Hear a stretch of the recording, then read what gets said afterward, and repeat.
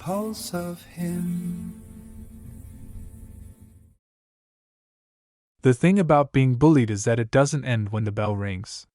It just gets quieter. It sinks into your posture, your choices, the way you rehearse conversations in your head before speaking. So when I walked into my 10-year high school reunion and saw Rowan Hale leaning against the bar like he owned the place, my body reacted before my brain did. My shoulders tightened. My stomach dipped. Same old reflex, years later. Rowan was impossible to miss back then. Star soccer player. Loud laugh.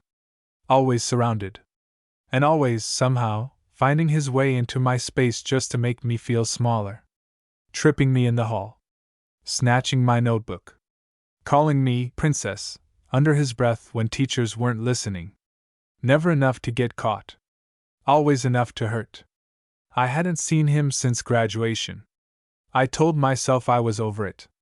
That I'd grown up, moved cities, dated, built a life. But trauma has a long memory. The reunion was held in our old gym, now strung up with warm lights to make us forget how miserable it once was. I almost turned around and left. Instead, I grabbed a drink and stayed near the wall, watching people I barely recognized hug like nothing bad had ever happened between any of us. Rowan noticed me about 10 minutes in. I could tell because his smile faltered, just for a second. Our eyes met.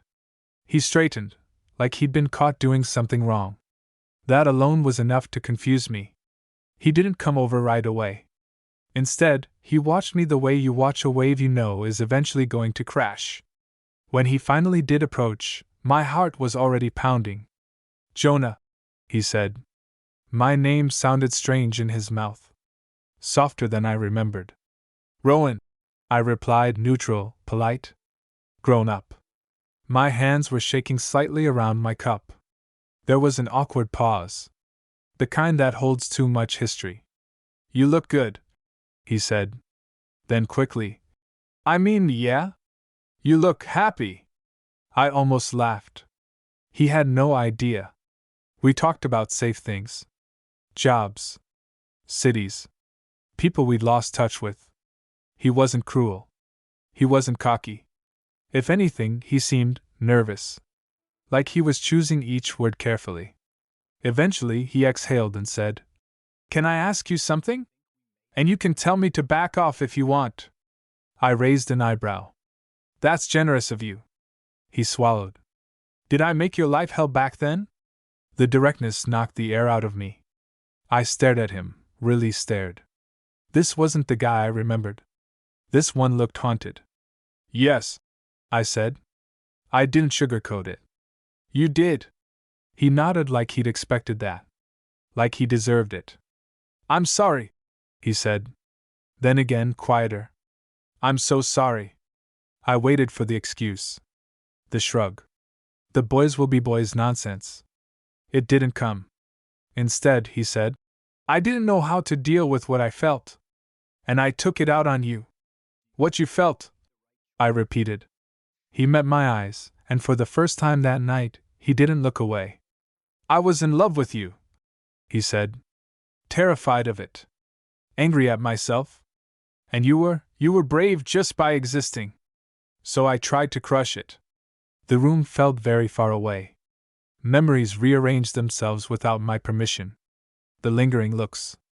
The way his teasing always had an edge of desperation. I'd spent years believing I was weak for being targeted. Now I wondered if I'd been strong enough to scare him. I didn't forgive him right there.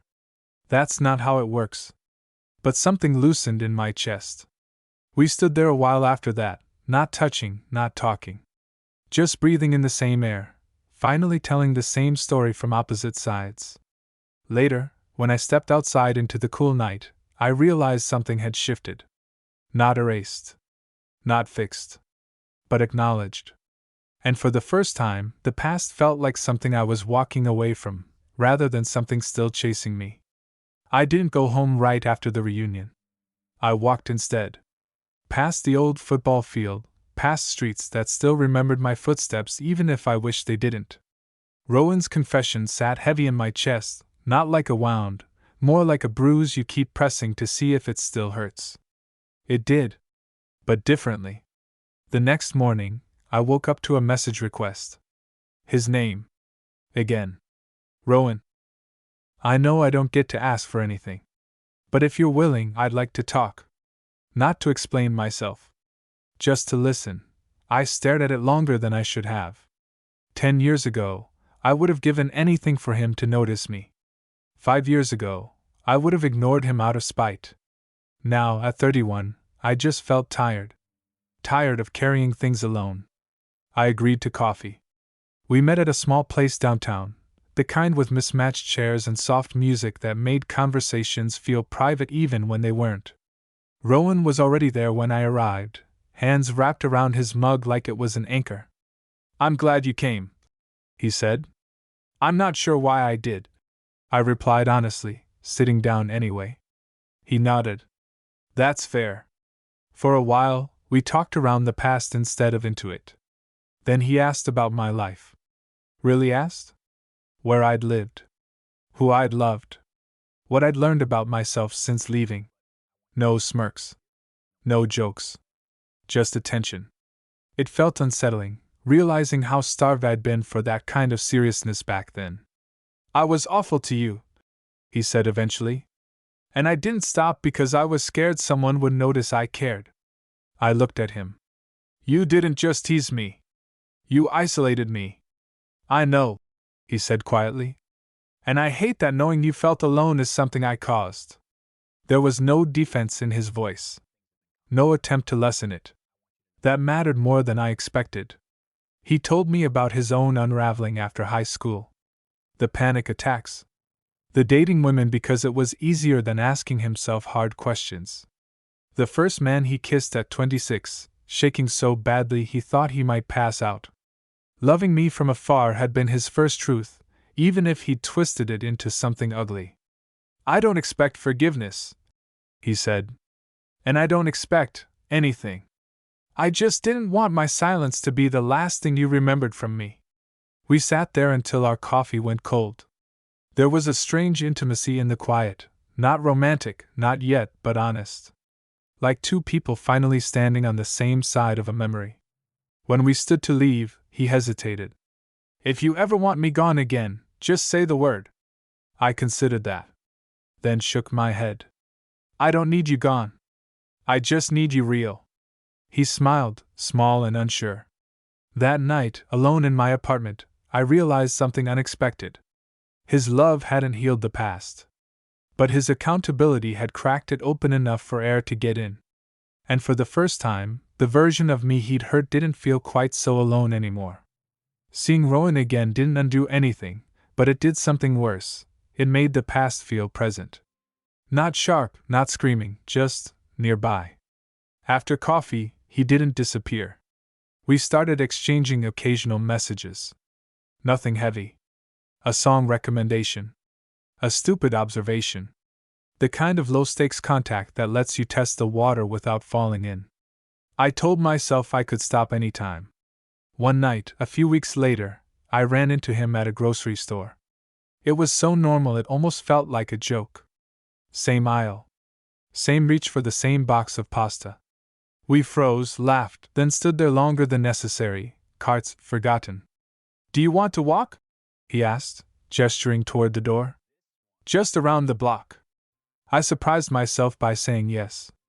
We walked through my neighborhood, the air cool and clean. Rowan kept his hands in his jacket pockets like he didn't trust them. He asked about my work stress.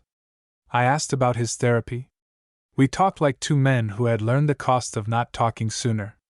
"I think about you back then more than I should," he admitted. "Not in a romantic way. In a responsibility way." "That's new," I said. "I know," he replied. "I spent years thinking my fear excused my behavior. Therapy taught me it only explained it." That landed. Explanations had never been what I needed. Accountability was. We stopped near my building. There was a pause, thick, but not uncomfortable. He looked at me like he was checking for permission that wasn't his to ask for. "I'm not trying to rewrite anything," he said. "I just want to be someone who doesn't hurt you anymore." I studied his face. The familiar lines softened by time. "You're doing that," I said, "by letting me decide the pace."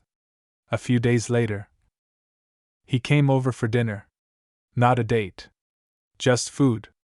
I cooked. He brought wine and stayed in the doorway until I told him it was okay to come in. That detail mattered to me more than I expected. We ate, laughed, talked about nothing and everything. At one point, he apologized again, quietly, without drama, and I realized something strange. I didn't feel powerful for hearing it. I felt relieved. When he left, there was no kiss. No dramatic moment. Just a long look and a promise to text when he got home. After the door closed, I leaned against it and breathed. Not because I was overwhelmed, but because I wasn't. The past hadn't vanished. But it had finally stopped dictating the present. In the quiet that followed, I let myself feel something new forming, not forgiveness yet, and not love. Just the possibility that the story I carried didn't have to end where it began. And that was enough for now. Something shifted after that dinner. Not dramatically. No sudden hand-holding in public, no late-night confessions. Just consistency. Rowan didn't disappear when things got quiet. He didn't rush when things felt close. He showed up the same way, over and over, and that steadiness slowly rewired something in me. We started walking together on Sundays. Same route. Same coffee stop. It became a ritual without either of us naming it. I noticed how careful he was, not just with his words, but with my silences. When I went quiet, he didn't fill the space. He waited. One afternoon, we sat on a low stone wall near the park, watching dogs chase each other. The moment felt ordinary enough to be dangerous. "I used to rehearse hurting you," he said suddenly. I turned to him. "That's a sentence." He winced. "I know. I don't mean physically. I mean, I'd see you laugh with someone, or answer a question in class, and I'd feel this spike of panic. Like if I didn't push you away first, you'd realize you had power over me." I thought about my old notebooks. The insults scribbled in margins.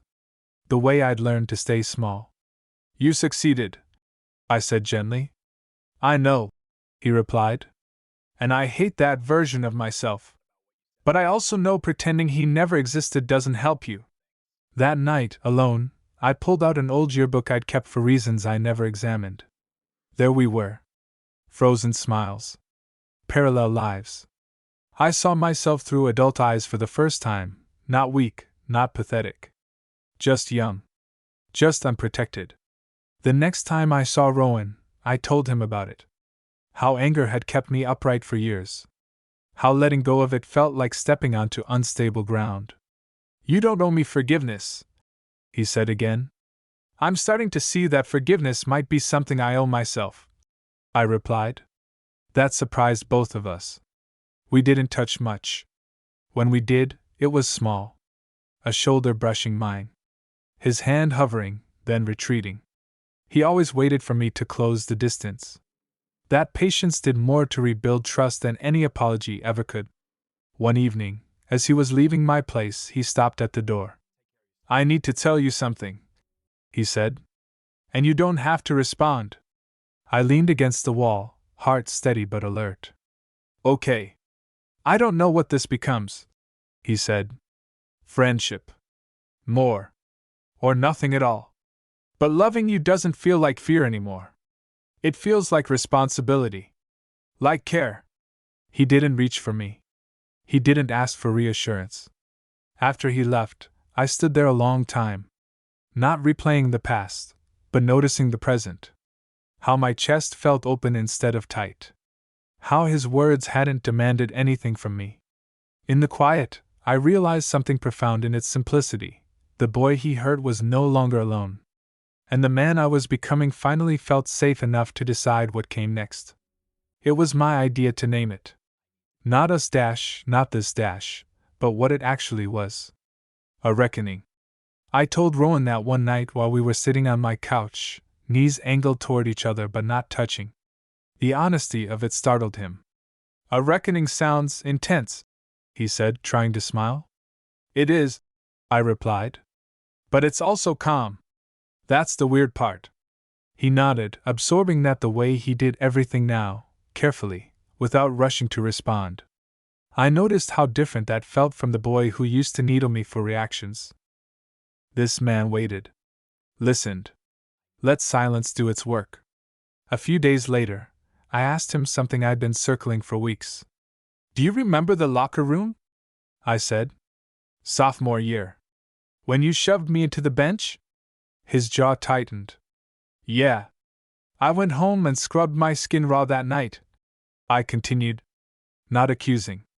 Just stating. Because I couldn't figure out why your hands on me made me feel disgusting and electric. He closed his eyes for a moment. When he opened them, they were wet. I think about that day more than any other, he said.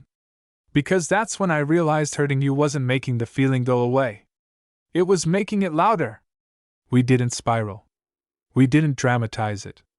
We just sat there, letting the truth exist between us without trying to reshape it into something prettier. That was new for me, staying present when things got uncomfortable instead of retreating. Later, when his hand finally reached for mine, it wasn't sudden. He paused inches away, eyes asking a question his mouth didn't dare. I answered by closing the space myself. His hand was warm. Steady. No tremor of conquest, no urgency. Just contact. I didn't cry. I didn't pull away. I just breathed. That's okay? He asked softly. Yes, I said. And meant this moment not the history, not the future. From then on, touch became intentional. Rare but real. A thumb brushing my knuckles. His shoulder against mine on the couch. Each one felt earned. Each one rewrote something small inside me. We talked about boundaries like adults who had learned the cost of not doing so. What I needed when memories flared. What he needed when shame threatened to collapse him inward. It wasn't romantic in the movie sense. It was intimate in a deeper way. One evening, walking me home, he stopped under a streetlight and said, If this never becomes a love story, I still want it to be a truthful one. I looked at him, really looked. The man who had once made me feel invisible now standing patiently, waiting for my answer instead of demanding it. I think, I said slowly, that truth is the only reason this can become a love story. He smiled then. Not triumphant. Relieved. When I went inside, I didn't replay his worst moments or mine. I thought about the version of myself who survived him. Who grew despite him.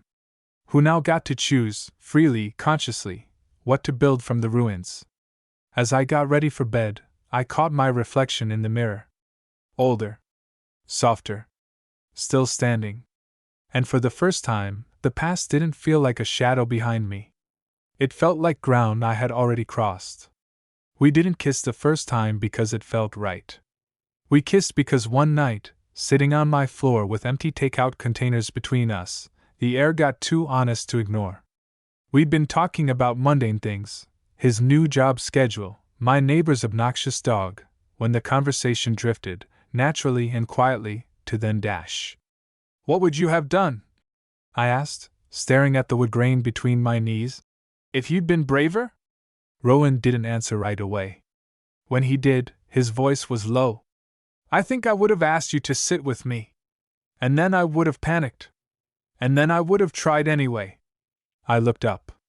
He was already looking at me. Not hungry. Not hopeful. Just open. He didn't move. Neither did I. The moment stretched until it felt like something we were both choosing, not falling into. When our mouths met, it was careful, almost hesitant. No hands roaming. No urgency. Just a test of proximity. Of safety. I pulled back first. Not because it was wrong, but because I needed to know I could dash. He nodded like he understood without explanation. After that, we learned each other slowly. How he liked silence in the mornings.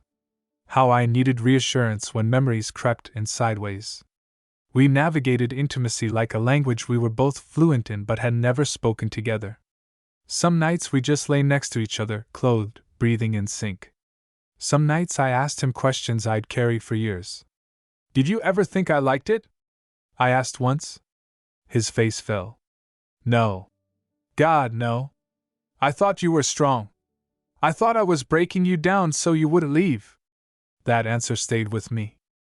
Not as an excuse, but as a reminder of how warped fear can become when it's left to rot alone. One evening, I caught myself laughing easily with him. Not cautiously. Not with one eye on the exit. Just laughing. The realization startled me more than the confession ever had. This wasn't redemption. It was repair. Slow. Uneven. Real. Months later, we went back to the school. It was open for renovations, gates wide, halls stripped bare. I don't know why I suggested it. Maybe I wanted to see if the place still had power over me. We walked the halls in silence. When we reached the locker room, I stopped. My chest tightened, but it didn't collapse. I don't need an apology here, I said quietly. I just needed to come back as myself. Rowan stood beside me, hands at his sides. Present. Not performative. When we left, the sun was setting behind the building, casting long shadows that didn't touch us. That night, lying in my own bed, I understood something clearly for the first time. Love didn't arrive to erase what happened. It arrived because I survived it. Because I chose myself first. And because the man beside me finally knew that love, real love, never requires cruelty to exist. I fell asleep knowing the story wasn't finished yet. But it was finally mine. We didn't announce anything.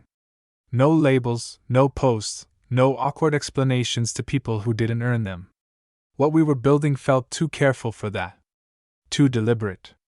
Instead, it slipped into my life quietly, the way something true usually does. Rowan started leaving a toothbrush at my place without asking. I noticed it one morning, blue handle tucked beside mine, and felt a strange rush of calm instead of panic. When I mentioned it, he just said, "If that's not okay, I'll take it home." Not defensive. Not embarrassed. Just present. "It's okay," I told him. And it was. We learned each other in the unremarkable spaces. Grocery shopping. Folding laundry. Sitting on opposite ends of the couch, feet brushing by accident. Sometimes memories still surfaced, sharp, unwelcome, but they no longer owned the room. When they came, Rowan didn't apologize again. He listened.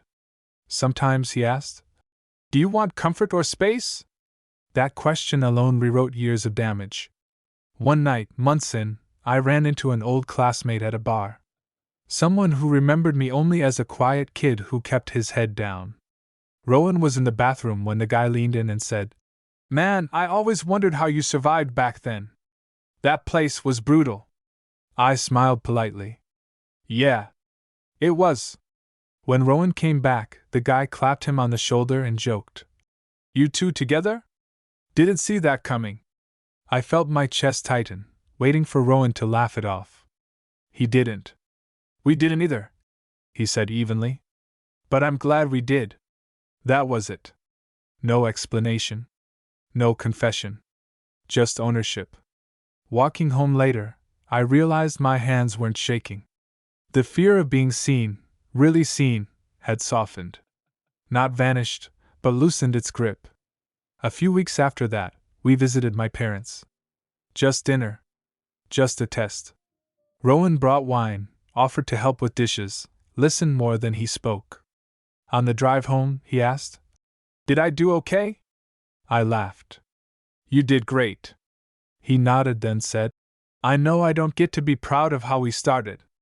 But I am proud of how we're doing this." That sentence stayed with me. Later that night, lying beside him, I thought about the boy I'd been, the one who believed cruelty was the price of attention. The man beside me was proof that belief had been wrong all along. I rested my head against his shoulder, not as a test, not as a question. Just as a choice. And in that quiet, ordinary moment, I understood the real ending of the story I'd been telling myself for years. Love didn't come from pain. It came after healing. It came when I finally stopped confusing fear for desire. The past was still part of me. But it was no longer the author. And for the first time, I felt ready for whatever ending came next. The first time I said, "I love you." It wasn't during an argument or some cinematic moment. It was while Rowan was half asleep, standing in my kitchen at 2 in the morning, wearing my old college hoodie and reading the back of a cereal box like it held secrets. The words slipped out before I could overthink them. "I love you," I said, almost conversational. He froze. Not in fear, more like his body needed a second to catch up. He turned slowly. "Jonah, I don't ever want to say that back out of habit, or guilt, or relief." I nodded. "I know." He stepped closer, rested his forehead against mine. "But I love you too. And I know exactly why." That mattered. That he knew. We didn't build a perfect relationship. We built a conscious one. There were still days when the past crept in sideways, when a tone of voice made my chest tighten, or when Rowan pulled inward, ashamed of ghosts that no longer lived between us. But we named those moments. We didn't weaponize them. We didn't pretend they weren't there. About a year in, I ran into a kid outside the coffee shop near my apartment. Couldn't have been older than 16. Thin. Guarded. Too aware of his own body in the way I used to be. A group of boys walked past and snickered. The kid's shoulders folded in on themselves. Without thinking, I held the door open and said, "Hey. You're good. Don't rush." He looked at me like I'd thrown him a rope. Just for a second. Then he nodded and went inside. Rowan watched from across the street. When I reached him, he said quietly, "You know, that's who you were." I shook my head. "No. That's who I survived." That night, lying in bed, I realized something quietly radical. My story no longer centered on what was done to me. It centered on what I chose afterward. We went back to the reunion gym one last time, not for an event, just passing by on a walk. The lights were off. The doors locked. It was just a building again. Rowan squeezed my hand once. Not to reassure me.